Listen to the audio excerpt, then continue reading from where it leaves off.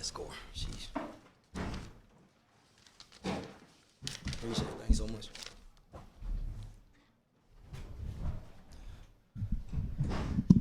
How's everybody doing?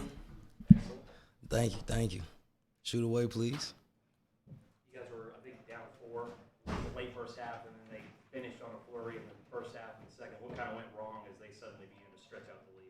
You know what? I think they did a great job of settling in. And, they capitalized on a couple of our turnovers. Definitely got us in foul trouble, which it obviously, hurt our rebounding.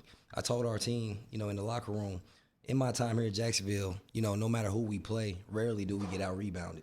And so when you look at, the rebound disparity, it's 25 to 44. And so I think, every time, a shot went up, we had multiple guys who, were trying to hit them, but those guys were going, get them all the credit, but they were extremely aggressive on the offensive glass. Did you know what to expect in terms of, it's a pretty big change here, for the coach and players coming in and playing for the new coach? I mean, did you think it might be an emotional night for them, or it might be awkward, I guess, a little bit, or take some time to settle in? Definitely. One of my close friends is Jay Lucas. He's we're extremely close. We probably talk once a week. And I know, going into this game, he was a little nervous just as far as freshmen. But I reassured him those guys are extremely talented. And when you put that jersey on, obviously being a fan from afar, you get an opportunity to see, no matter who wears that jersey, they come to play, and they play at a high level, and they understand the tradition that's here at Duke. And so, like I said, even though they are freshmen, they play at an extremely high level, and give them all the credit. 25-22 with the ball.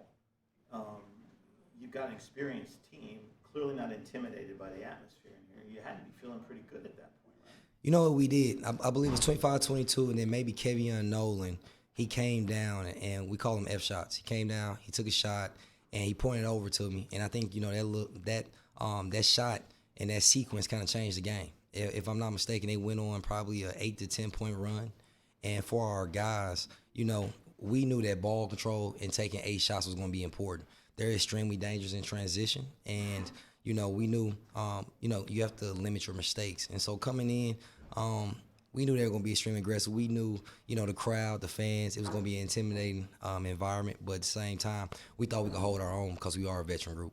F shots, did you say? Yeah, we call them F shots. So we say. Can you tell me what an F shot is? I definitely can. So if somebody comes down and takes an ill-advised shot, I say, hey, that's an F shot. Okay. Like if you got a quality shot, we call it an A shot. And so a lot of times if it's one that's kind of, medium, the average, we call it a C shot. And so just a grading system for us. Just a grading system for us, yes.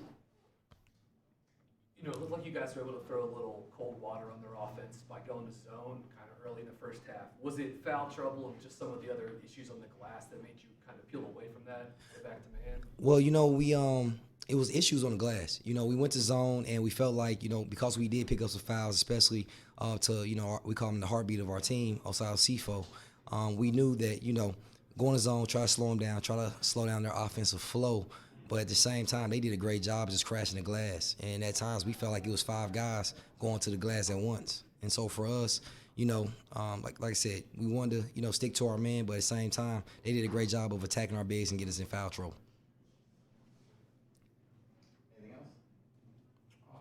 Last one.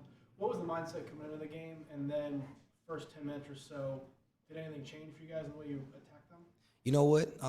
Coming into the game, we talk about our guys being fearless, and not just being fearless basketball players, but being fearless men. You have an opportunity every day to better yourself, and we knew it was going to be a challenge for us. But at the same time, you want this type of challenge. We were in the championship game in our conference, and what better way to prepare yourself, especially for a road game, and then coming in one of the most intimidating environments in college basketball. And so for us, we had a no fear. But I think, to be honest with you, probably about 10 minutes in, that fear factor kicked in. And we're like, we can't make shots. Our legs got a little tired. And then they dominated us on the board. So it was a great environment. Can I ask one more? It has nothing to do with the game. How connected are guys like Artis Gilmore and Pembroke Burrows, to the program? Extremely connected. You know what? Artis actually rode the bus with me today, going to shoot around. That's my guy. He comes to practice once a week. Him along with D Brown, our associate AD. Those guys are extremely influential, not only from a basketball standpoint, but just from a mentoring standpoint with our guys and establishing our culture. He talked about a couple of the stories of Joe Williams and, their games at Kentucky and playing Georgetown, how they had a brawl that kind of broke out. But I love Artis Gilmore. Thompson in there. Yeah, it was. Artis Gilmore, that's my guy. I call him like a grandfather, but he's a great mentor for our program. Thank you. Appreciate you guys. Thank you.